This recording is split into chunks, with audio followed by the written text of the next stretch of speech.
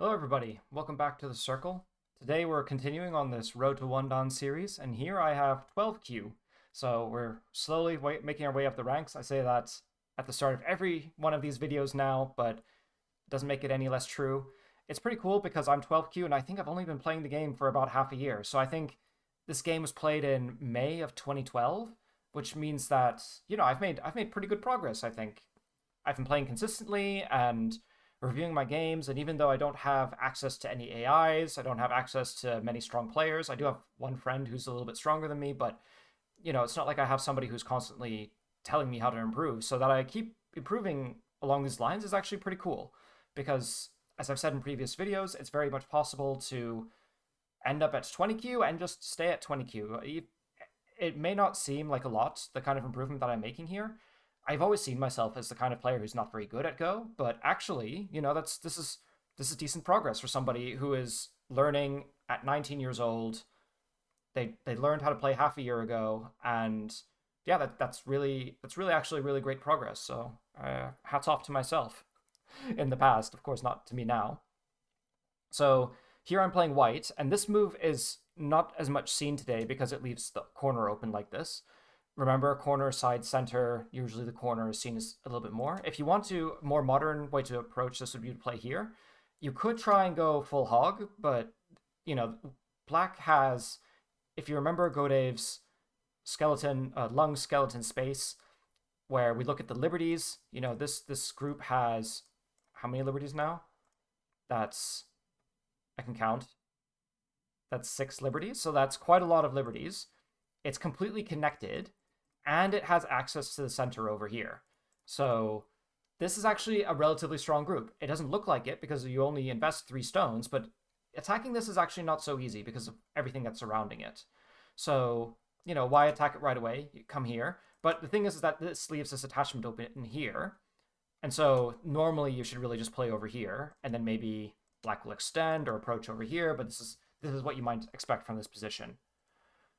So let's see. We had this move, and what's more common is to play this move first. The idea is that if you get the Satari, then you can allow it and just capture the corner over here. So normally, if black plays here, then white should defend it, and then you might get a little bit of pushing like this, and then black has good influence towards the center of the board. So this is what's normal. Black plays here instead, which means that white might be able to play this exchange and then continue, which is perhaps a little bit better for white than you might expect otherwise. So, okay. And then I play here. So, like, the reason why this is my crackhead phase is because I keep doing these really weird moves that are just really not typical. I don't know if it's because I'm trying to emulate the kinds of opponents that are like this, but there you have 2 options. You can play here, and that's Joseki, or you can play this one, and normally there's this exchange, and then if I remember correctly, it's something.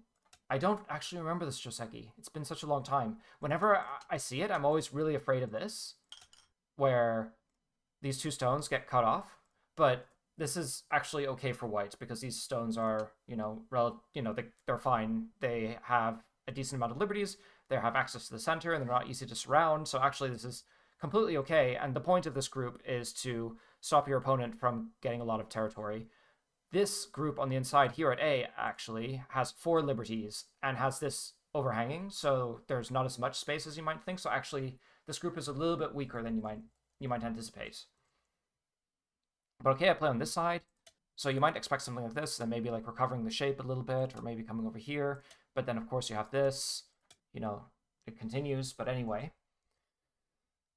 so black kind of doesn't exploit the weaknesses in the shape, and then here, like, I need to really fix myself a little bit, but I don't.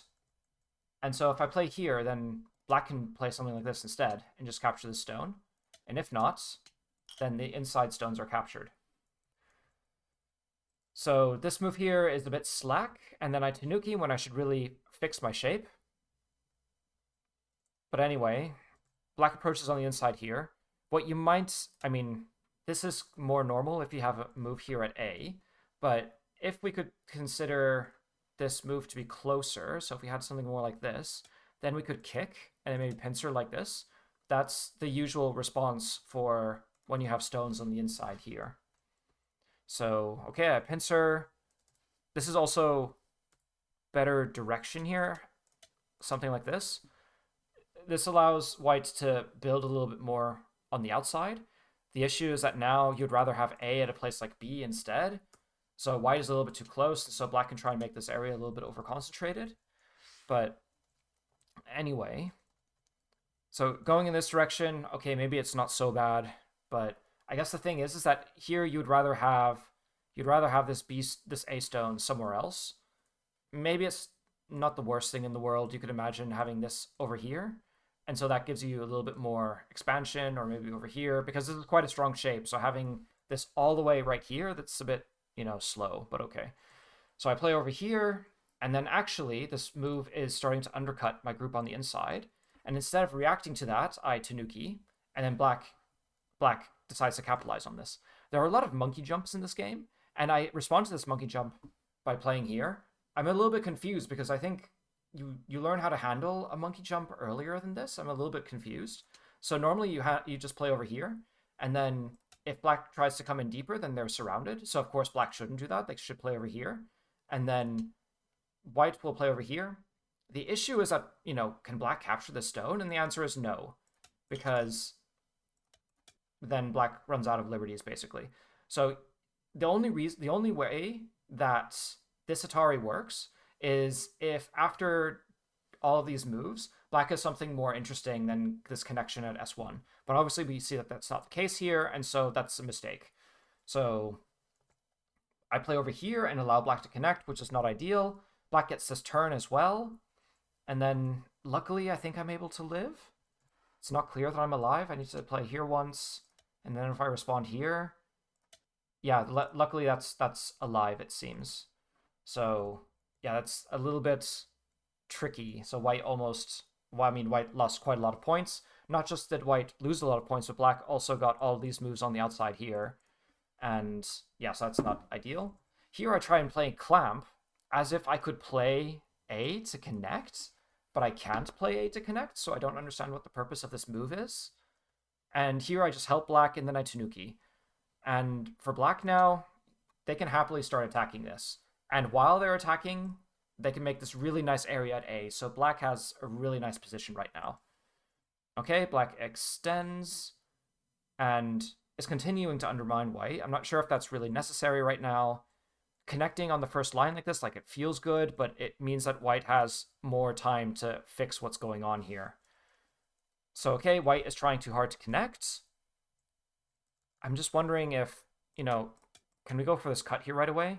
I mean, I suppose there is this kind of stuff, so maybe we are just a little bit too thin. Can't really do that. But white is kind of connected up. Can we get this cut? I'd say at this point it's more difficult to actually cut white off. So black gets this move. I'd say this is a little bit for later in the game. Black has this really nice area over here, so I would say to him to keep developing it. You want to look at what area is the biggest on the board, and biggest means literally if you had to draw a circle, what is the biggest circle you could draw? And here, of course, this is, if it's not the biggest circle, then this is one of them. Maybe white over here, perhaps that's the other big area. We literally circle around it with our cursor. But here, is this big? This is for later in the game. So after all the other big areas have been taken care of, and that's once again the biggest, once that's the biggest circle you can make, then that's when you should play there. Here, even I play this Hane, and maybe black can be a little bit aggressive, because there's this strong shape over here. So if black tries to get this cut, then the stone will get cut off over here, and it's difficult for white to handle it. But anyway.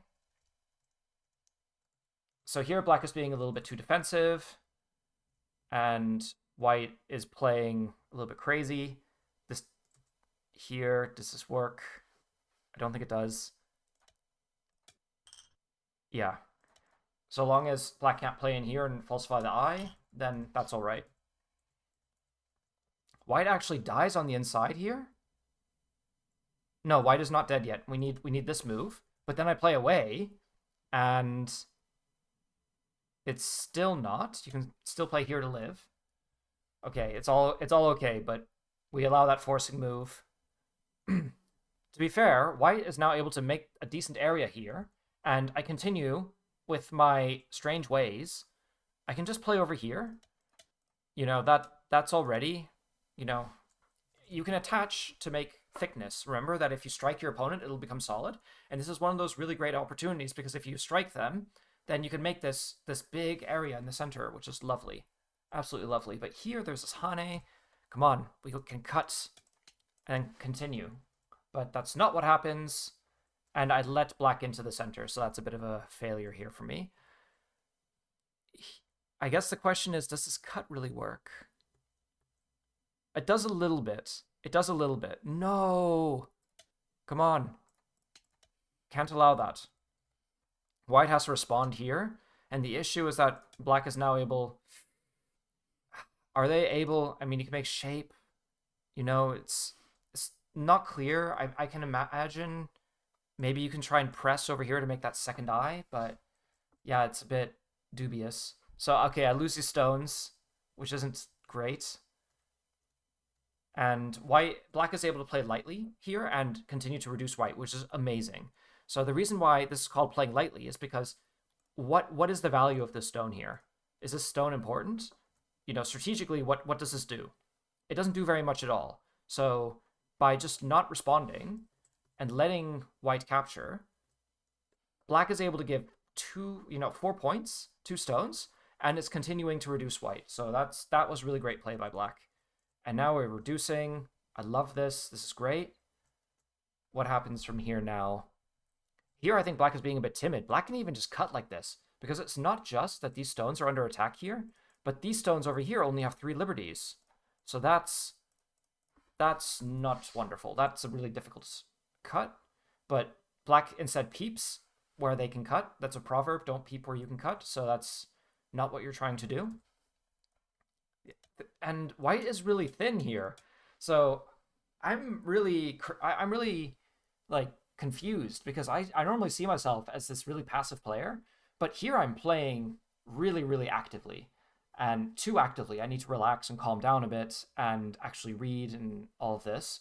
But at the same time, something seems to be working. I'm just throwing everything at the wall, and sometimes it seems to work, which is how aggressive players tend to play. So that's really interesting that in some part of my Go playing career, I play in this way. It's not really how I see myself as having ever really played. So seeing myself actually doing it is, it leaves an impression on me. Oh yeah. Wait, no, just play over here and you can capture.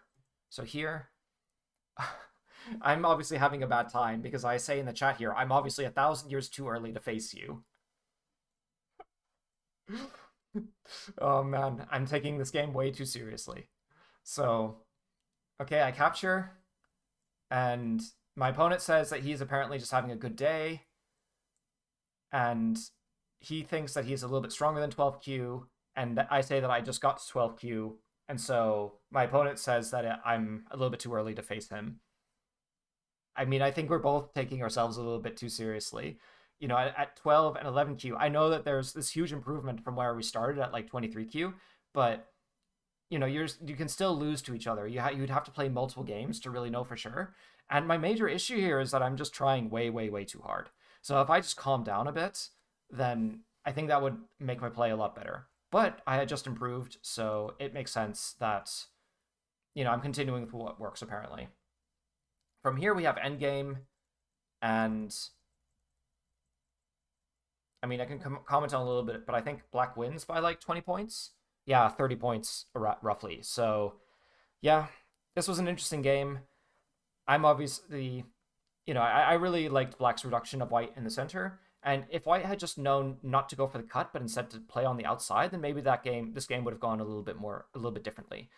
I think the other thing as well is just life and death, like in the corner, and also like handling the monkey jump here. Like I totally don't understand why I approached it like that. I think it's kind of weird because I feel like at 12Q I should be playing better than this, but obviously not. Obviously this is, I think it's kind of weird as well. It's kind of weird as well when you're reviewing all these games, how a lot of the basic mistakes still remain. You just become gradually more consistent over time. You're just becoming slowly more and more consistent. And it doesn't feel like I still feel like I'm looking, I mean technically it is a beginner's game still. Like I've only been playing for half a year. But To think that there's like 10 stones of difference between this and where I started, that's pretty crazy. But anyway, so that's my review of this game. We're slowly making it into the single digit Q levels. And yeah, thanks for stopping by. If you like these videos, or if you want to see other ones, I should get to doing more Hadouk mindset videos because those are the big money makers. Not that I'm making a lot of money from these videos anyway, but those are the ones that people really like to watch. And so I need to get the headspace to actually do them. But anyway, I hope you enjoyed this. Keep learning, keep growing, and I'll see you all next time.